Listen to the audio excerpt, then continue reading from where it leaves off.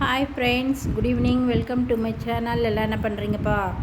நான் இப்போ தான் கோயிலுக்கு போயிட்டு வந்தேன். மணி வந்து 8:30 மணி ஆயிடுச்சு.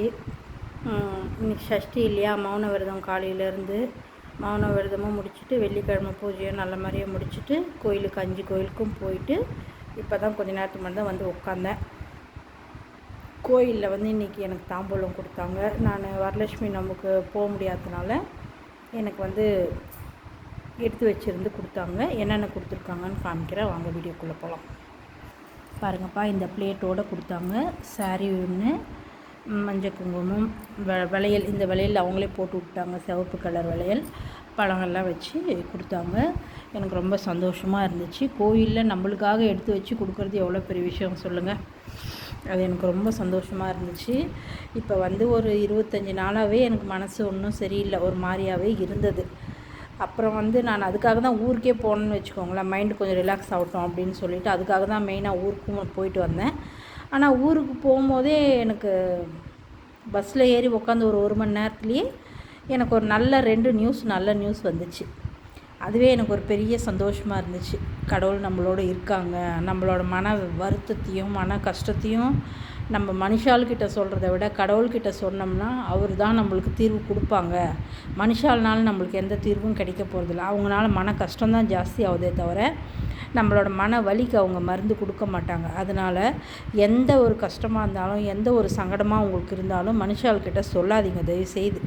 அதை வந்து அவங்க வந்து ஒரு பொருட்டாகவே அவங்க எடுத்துக்க மாட்டாங்க. கேட்டுட்டு அவங்க பாட்டுக்கு போயிடுவாங்க. அதுதான் மனுஷாலோட குணம். அதில் சந்தோஷப்படுறவங்க நிறைய பேர். அதனால் முடிஞ்ச அளவுக்கு நம்மளோட கஷ்டத்தையும் நம்மளோட வலியவும் நம்ம கடவுள்கிட்ட ஒப்படைப்போம்.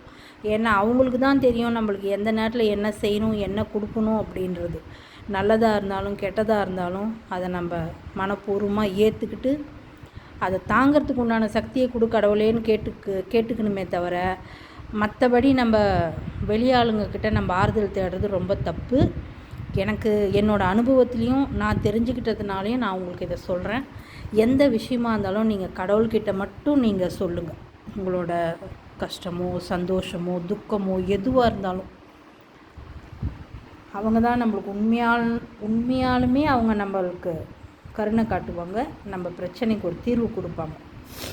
நம்ம சொந்தக்காரங்கக்கிட்டேயோ மற்ற மனுஷாள்கிட்டேயோ நம்ம சொன்னோம்னா நம்மளை ஏளனமாக தான் பார்ப்பாங்க. இன்னும் இவங்க படணுன்னு தான் நினப்பாங்களே தவிர நம்மளை வந்து மீட்டு எடுக்கணும்னு அவங்க நினைக்க மாட்டாங்க. அதனால் எதுவாக இருந்தாலும் கடவுள்கிட்ட சொல்லுங்கள். அவங்களோட ஆசீர்வாதம் நம்மளுக்கு இருந்தாலே போதும்.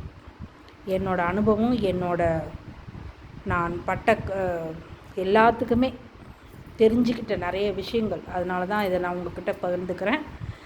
ஏதாவது தப்பாக சொல்லியிருந்தா சாரி. இதுதான் இன்றைக்கி எனக்கு தாம்பூலம் கொடுத்தாங்கப்பா, அதை உங்கள்கிட்ட ஷேர் பண்ணிக்கணுன்றதுனால தான் இந்த வீடியோ. எனக்கு ரொம்ப பிடிச்சிருந்துச்சி, மனசு சந்தோஷமாகவும் இருந்துச்சு. அதனால தான் உங்கள்கிட்ட நான் சொன்னேன். என் வீடியோ உங்களுக்கு பிடிச்சிருந்தால் லைக் பண்ணுங்கள், கமெண்ட் பண்ணுங்கள், சப்ஸ்கிரைப் பண்ணுங்கள். ஓகே, பாய். அடுத்த வீடியோவில் சந்திக்கலாமா?